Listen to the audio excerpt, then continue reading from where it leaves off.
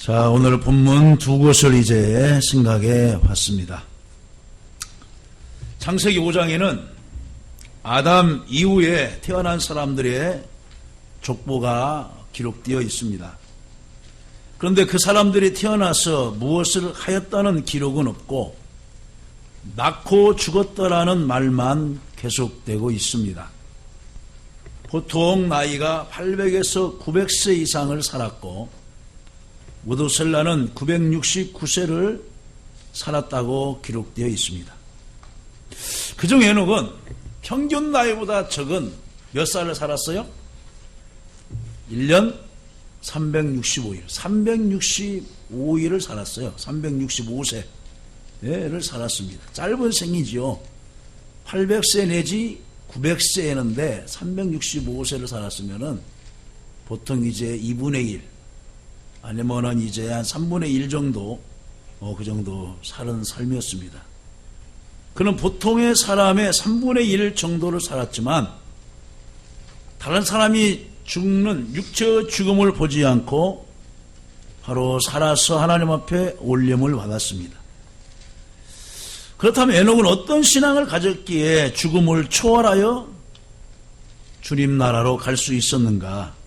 오늘 에녹의 신앙을 생각해 보면서 금년 안에 나의 신앙도 에녹처럼 이렇게 살면 좋겠다고 하는 도전과 함께 신앙에 결단하는 시간이 되기를 주님의 이름으로 간절히 축원합니다. 첫 번째로 이제 에녹은 24절에 보면은 하나님과 동행하는 사람이었습니다.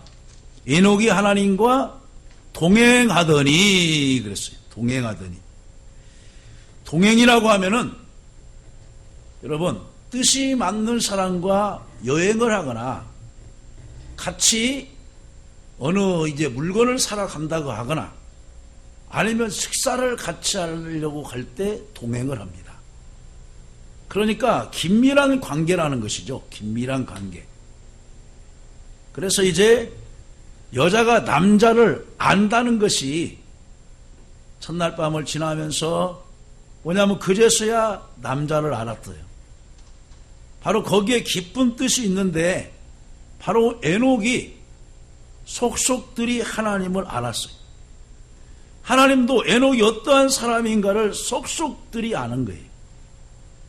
여러분, 옆에 있는 사람 속속들이 압니까?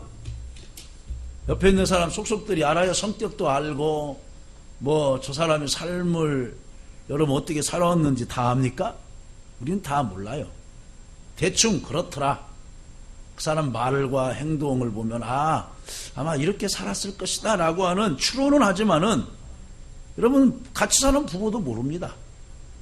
몇십 년을 같이 살았어도 몰라요. 그것이 인간입니다. 그런데 에녹은 바로 하나님과 동행하는 삶을 살았어요. 하나님과 동행하면 첫째로 하나님이 모든 것을 책임져 주십니다. 책임져 주는 거예요. 그럼 어떤 사람이 하나님과 동행하냐? 마음이 청결한 자가 하나님과 동행합니다. 하나님의 성품은 이제 한시에 우리 남목사님을 통하여서 교육을 배우지만은 거룩, 공의, 인자, 지혜, 권능, 무한, 무궁, 불변 등하면서 하나님의 그 속성을 가지고 있어요. 하나님은 어떤 분이에요? 거룩한 분이에요. 거룩한 분. 그래서 주님이 말씀하죠. 내가 거룩하니 너희도 거룩하라. 마음이 청결한 자라야 나를 볼 수 있다. 그 말하죠. 바로 에녹은 하나님과 동행할 수 있도록 청결한 사람이었습니다. 청결한 사람. 그래서 예수님께서 말씀하기를 마음이 청결한 자가 하나님을 볼 것이라 말씀을 했어요. 청결한 심령, 즉 죄가 없는 심령이라야 하나님과 동행할 수가 있는 것입니다. 그 이유는 하나님은 본체가 정결하고 거룩하신 분이기 때문에 그렇습니다. 두 번째로 하나님 어떤 자와 동행하시느냐? 선한 자와 동행하세요. 선한 자. 자, 선한 자는 인간의 기준으로 저 사람 마음이 착하다, 참 행동이 선하다 이렇게 판단도 할 수가 있지만은 성경에서 선한 기준은 무엇이냐? 하나님의 뜻에 맞춰서 살아가는 사람이에요. 어떤 도덕적인 윤리나 어떤 의로움을 말하는 것이 아니라 하나님과의 관계에서 옳다는 것을 말하는 것입니다. 하나님은 본래 선한 속성을 갖고 있습니다. 그러면서 시편에서도 그렇게 말하죠. 여호와께 감사하라. 그는 선하고 인자하심이 영원함이로다. 선하시는 분이에요. 선하신. 하나님은 거짓말을 하시는 분이 아니에요. 사람은 수시로 거짓말을 합니다. 예, 제가 숨김에요. 물건을 마대를 치고 가는 줄 알았어요. 아니면 무슨 물건이 떨어져서 지나간 줄 알았어요. 사람은 거짓말을 하죠. 사람을 치워놓고 10여일 동안을 도피 생활하면서도 거짓말을 하죠. 나중에는. 그것이 사람인 거예요. 하나님은 본래 선한 속성을 갖고 있습니다. 하나님은 선하시기 때문에 악한 자와 동행할 수 없으며 악한 자와도 합할 수가 없어요. 마귀는 얼마나, 지난번에도 얘기했잖아요. 마귀는 대적해야 된다. 마귀는 뭡니까? 모략을 꾸며요. 꾀를 냅니다. 분쟁을 일으키게 합니다. 당을 지게 합니다. 분열을 일삼습니다. 화평을 깹니다. 그러죠? 그곳에 하나님은 함께하지 않습니다. 분열 있는 곳에 함께합니까? 분쟁하고 당쟁하는 데에 하나님 함께합니까? 하나님 함께하지 않습니다. 그래서 이스라엘 역대 왕들 가운데 보면은 하나님이 함께하는 왕들이 있어요. 남유다의 히스기야 왕. 그는 어려움에 처했을 때 하나님 앞에 이렇게 솔직하게 기도합니다. 하나님, 제가 하나님 앞에 선하고 정직하게 산 것은 하나님은 아시지 않습니까? 여러분, 우리가 그렇게 하나님 앞에 기도할 수 있어요? 하나님, 제가 정직하게 사는 거 하나님 아시죠? 제가 선하게 사는 거 하나님 아시죠? 근데 히스기야 왕은 하나님 앞에 자기가 병들어 기도할 때, 벽을 향하여 기도할 때, 하나님, 제가 진실하고 정직하게 산 것을 하나님은 기억하시옵고 이 종을 불쌍히 여겨 주옵소서 라면서 그렇게 기도하는 거예요. 그리고 하나님이 그 히스기야의 기도를 받으셨어요. 그리고 이사야를 통하여서 내 수완의 15년을 연장해 주겠다고 하는 그런 확답을 주지 않습니까? 또 요시야 왕도 정말로 하나님 말씀을 지켜가면서 선하게 살았어요. 종교개혁을 일으켰어요. 하나님의 성전에 세워둔 우상들을 다 꺼내어서 불태우고 부쉈어요. 여기저기에 세워진 그 우상들을 다 깨트렸어요. 그리고 하나님 앞으로 돌아오라고 그 신하들을 통하여서 시키고 또 전국을 순시하면서 하나님을 섬기자고 하면서 외쳤던 왕이었습니다. 그런 선한 왕에게는 하나님이 늘 동행을 했어요. 그리고 나라를 안정케 하셨어요. 그리고 적군이 쳐 들어올 때도 하나님이 막아주셨어요. 하나님은 선한 자와 동행을 하는 거예요. 세 번째로 하나님 말씀을 순종하는 자라야 하나님이 동행하십니다. 아브라함은 하나님과 동행하셨어요. 그는 백세에 난 아들을 하나님이 제물로 드리라 하니 그 즉시 순종하고 3일길을 걸어서 지금의 예루살렘 성전 도미 황금 도미 있는 그 지역 모리아 산까지 와서 자기 이삭 아들을 번제물로 드리려고 결박을 시킵니다. 우리들이 믿음 생활을 잘한다면서도 때로는 하나님의 말씀을 거스리고 내 주관대로 내 경험대로 내 생각대로 행동할 때가 있어요. 그것은 순종이 아니에요. 순종이 아닙니다. 진정한 순종은 무엇이냐? 하나님의 말씀대로 살아가는 것이 순종이에요. 하나님 말씀대로. 그건 하나의 자기 의지를 이제 잠시 굴복한 것 뿐이지 순종은 아니에요. 순종은 아닙니다.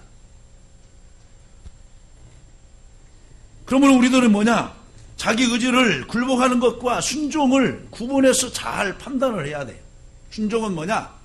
하나님의 말씀에 순종하는 거예요. 하나님의 말씀.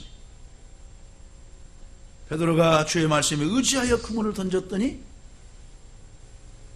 많은 고기를 잡아들였어요. 순종해서 여리고 성을 돌았어요. 순종해서 모세가 홍해를 이제 지팡이를 가리켰어요.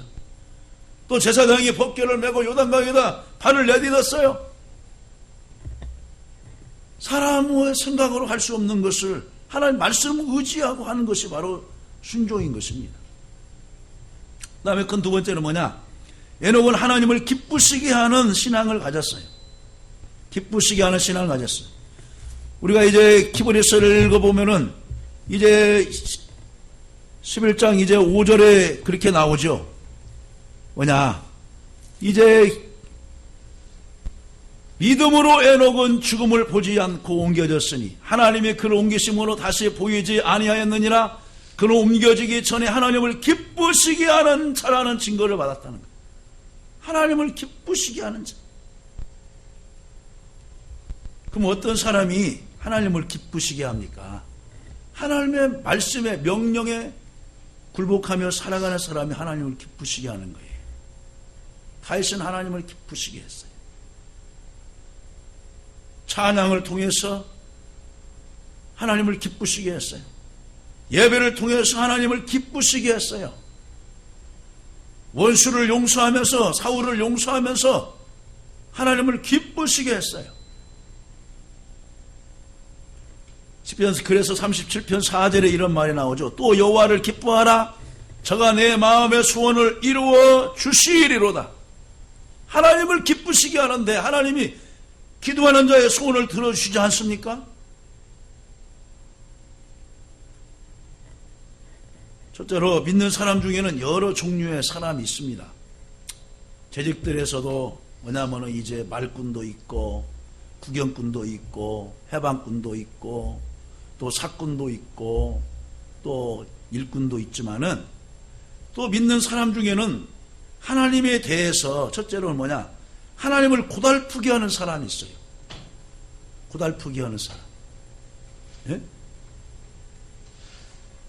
이스라엘 백성들이 이제 하나님 은혜로 애굽에서 나왔을 때 하나님을 얼마나 고달프게 했어요.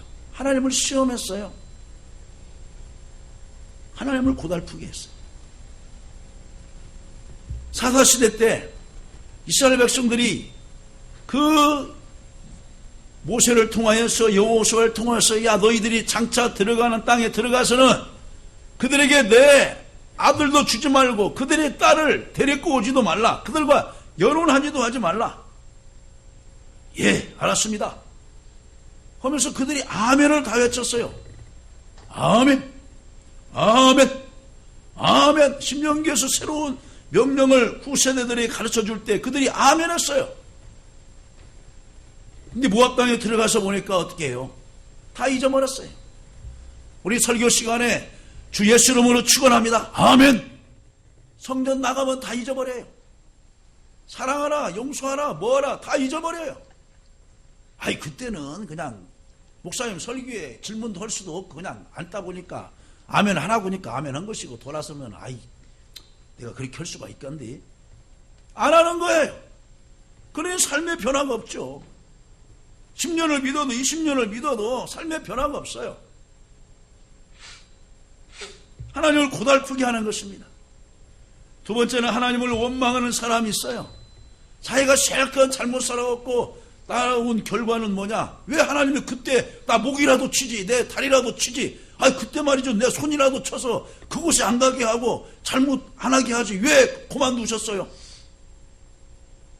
하나님 원망해요.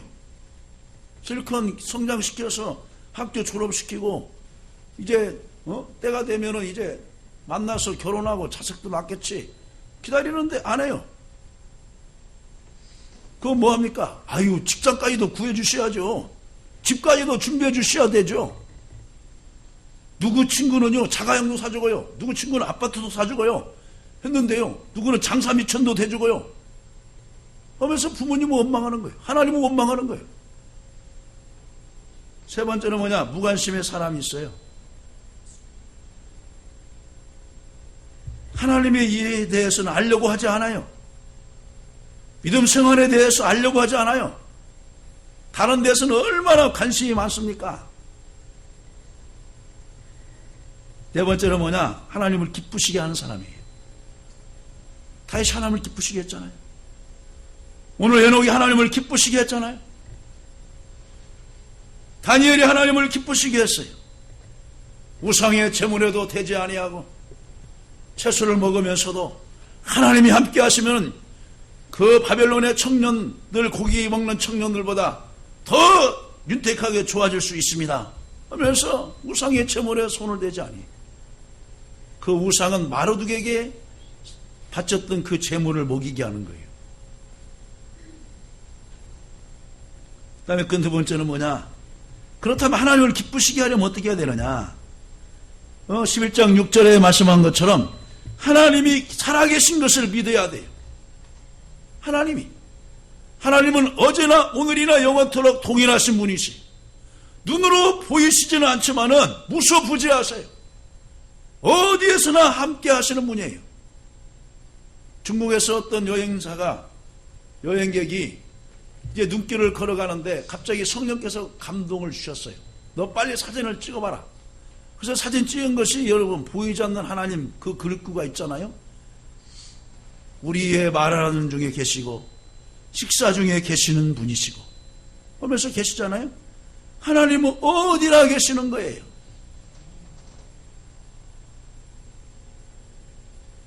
그래서 이제 모세가 하나님께 묻죠. 제가 애굽왕에게 갔을 때 그가 누가 보냈냐고 하면 뭐라고 대답합니까? 스스로 계신 자 하나님이 보냈다고 해라. 스스로 계신 자 하나님이 보냈다고 해라. 야훼. 그래서 스스로 있는 자라는 뜻이에요. 다른 우상들은 사람들이 수공물로 만듭니다. 어느 스승을 추종하다 보니까 그 제자들이 신격화를 해서 어느 백성들이 그 군주를 신격화를 해서 우상을 만듭니다. 그러나 하나님은 피조물이 아니에요.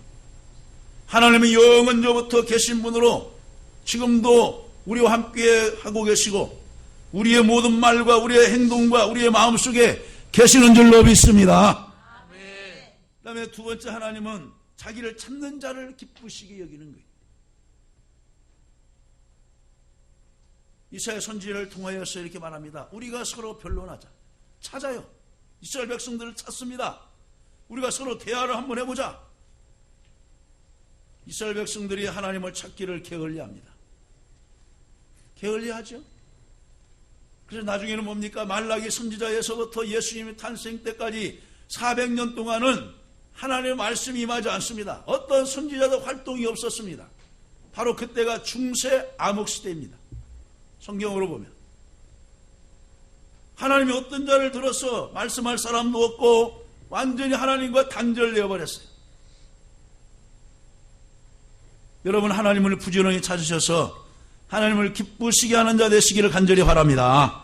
그 다음에 세 번째, 하나님은 상 주시는 분임을 믿어야 하나님을 기쁘시게 하는 거예요. 자, 이런 사람은 어떤 분이냐? 우리가 수고하고 하나님 앞에 충성을 하는 거예요. 그럴 때 뭘 바라보고 합니까? 장차 하나님 나라에 가서 내가 수고한 것을 하나님 기억하시고 상 주시겠지? 면류관 주시겠지? 내 수고를 하나님 아시겠지? 하면서 하는 거예요. 옆에 사람 바라보지 않습니다. 오직 믿음의 주요 온전케 하신 이인 예수를 바라보면서 열심히 자기의 맡은 바 소임에 충성을 다하는 거예요. 최고의 상 주실 자는 누구세요? 하나님이시기 때문에. 사람은 섭섭하게 할 수가 있어요. 때로는 뭡니까? 실망도 줄 수가 있어요. 그러나 하나님은 절대로 실망을 주시는 분이 아니에요. 여러분 다 잘 믿어서 하나님께서 상 주시기를 원하시지 어떻게 하면 차를 미끄러져서 못 믿을게 할까? 어떻게 하면 상을 좀 적게 줄까? 그렇게 하시고 그렇게 꾀임을 부립니까? 마귀는 꾀임을 부리게 하죠. 세 번째는 뭐냐? 주어진 생을 최선을 다해 살아갈 때 하나님을 기쁘시게 할 수가 있습니다. 에녹은 그때의 나이로 보면 365세 짧은 생을 살았어요. 여러분, 많이 사는 것도 중요해요. 그러나 죄를 지으면서 많이 사는 것보다 옛날 이런 말 있잖아요. 작고 굳게 살자. 그럼 우리들은 하나님 어떤 생을 우리에게 주시든지 최선을 다하며 살아가는 거예요. 바울 사도도 내가 선한 싸움을 싸우고 달려갈 길을 마치고 믿음을 지켰으니 하면서 최선의 삶을 살았어요. 최선의 삶을 살아가는 사람은 그런 말도 할 수가 있어요. 먹든지 마시든지 무엇을 하든지 하나님 영광을 위해서 살아가는 사람이 최선을 다하는 사람이에요. 또한 마태복음 5장 16절에 우리의 착한 행실을 보고 다른 사람들이 하나님께 영광을 돌리는 사람이 있거든 그 사람 최선을 다하는 사람이에요. 그 다음에 골로새 1장 10절에 주께 합당하게 행하여 범사에 기쁘시게 하고 선한 일에 열매를 맺게 하여야 한다고 있는데요. 주께 합당한 삶을 하면서 범사에 하나님을 기쁘시게 하는 사람이 최선으로 하나님을 기쁘시게 하는 자예요. 그 다음에 세 번째는 뭐냐? 이 에녹은 장차 나타날 그리스도에 대해서 이제 예언한 사람입니다. 유다서 1장 14절과 15절에 보면은 이렇게 나와 있어요. 장차 그리스도께서 나타나 심판하시고 경건치 않는 자를 정죄하십니다. 라고 이렇게 말하고 있어요. 여러분, 우리는 복음을 전하라는 사명을 받았습니다. 그런데 이 복음을 전한다는 것이 얼마나 복된 일인지를 깨닫지 못하고 있습니다. 예레미야는 장차 바벨론에 의해 예루살렘이 멸망할 것을 예언하고서 그 시드기야 왕과 그 이제 왕의 방백들에게 고위 관직들에게 계속해서 외쳤어요. 그러니까 옆에 있는 사람이 말하는 거예요. 저 예레미야는 말이야, 좋은 예언 안 하고 왜 꼭 저렇게 흉한 예언만 하느냐. 잡아다가 옥에다 좀 가두고 저 진흙구덩이에다 좀 집어 좀 넣어라. 좀 좋은 예언도 하게끔. 그러나 하나님이 예레미야에게 주신 그 불붙은 마음을, 이대로는 예루살렘이 멸망할 것이라고 하는 그 불붙은 마음을 전하지 않고서는 감당할 수 없으니까 계속해서 말하는 거예요. 진흙구덩이에 들어가도 좋다. 내가 칼로서 사형을 당해도 좋다고 하는 말로 그는 담대히 하나님 말씀을 증거합니다. 이사야도 외쳤습니다. 때로는 죽음의 위협을 받으면서도 그들은 하나님의 말씀을 전하였습니다. 예수님을 전한다는 것은 복된 자입니다. 세례 요한도 어떻게 했습니까? 회개하라, 천국이 가까이 왔다라고 외쳤습니다. 회개하라, 천국이 가까이 왔다. 바로 예수님이 가까이 왔다. 빨리 회개하라. 또 예수님께서 첫마디가 뭐라고 했어요? 회개하라, 천국이 가까웠느니라. 예수님 자신이 이제 육신을 벗고 이제 죽을 날이 가까웠고 하나님의 심판이 가까웠다는 것을 말씀해주고 있어요. 지금 이 시대에는 뭐냐? 회개하라, 천국이 가까웠느니라. 예수님이 심판하러 재림 오실 때가 가까이 왔다라고 우리가 외쳐야 돼요. 에녹은 그때 당시에 장차 나타날 그리스도에 대해서 예언하셨고 담대히 외쳤던 것입니다. 네 번째로 마지막으로 에녹은 죽지 않고 승천한 사람입니다. 창세기 5장 24절에 나오죠. 그는 죽지 아니하고 도리어 옮겨 졌느니라. 에녹은 죽음이란 죄의 대가를 면제받았습니다. 죄의 삭선 사망이죠. 죄의 삭선 사망입니다. 하나님의 은혜는 그리스도 안에 있는 영생이니라. 그런데 이 죄에서 사망으로부터 면제받은 자예요. 이보다 더 복된 일이 어디 있습니까? 우드셀라도 969세를 죽으면서 육신이 땅에 묻혔는데 에녹은 묻히지 않아서 산채로 하나님이 그냥 데리고 가버리셨어요. 동화는 식구들과 같이 홍수 때 죽음에서 제되었습니다. 얼마나 복된 자였습니까? 그러나 노아도 나이 들어서 죽고 말았습니다. 엘리야도 죽음을 보지 않고 병거를 타고 승천하였습니다. 승천하였어요. 여러분, 죽음이 여러분에게 찾아왔을 때 죽음을 두려워하지 아니하고 죽음을 받아들이면서 내가 다 할 일을 하고 이제 주님이 나를 부르시는가 보다 라고 기쁨으로 가는 사람은 바로 에녹이 죽음을 보지 않고 승천한 그 기분을 느낄 거예요. 어느 사람은 죽기 싫어가지고 고래고래 소리를 지르면서 병원을 떠들게 하고 그 요양병원을 떠들게 하고 막 난리를 치고 그렇게 가죠. 그런데요, 주님과 동행한 사람, 주님을 기쁘시게 하는 사람, 주님 말씀에 순종하는 사람, 죽음을 대비한 사람은요, 죽음이 와도 두렵지 않아요. 김한란 박사처럼 내가 죽거든 장성곡을 부르지 말고 천국 환성곡을 불러줘라. 얼마나 멋집니까? 말씀을 뵙습니다. 에녹의 신앙, 그는 하나님과 동행하는 자였고 하나님을 기쁘시게 하였고 그리스도를 증거하였고 죽지 않고 승천한 사람이었습니다. 금년 안에 여러분, 하나님과 동행하는 사람이 되어서 죽음은 우리가 배제할 수 없지만 늘 하나님과 동행하면서 최선의 삶을 살고 하나님 나라에 가서 상급 받으시길 주님의 이름으로 간절히 축원합니다.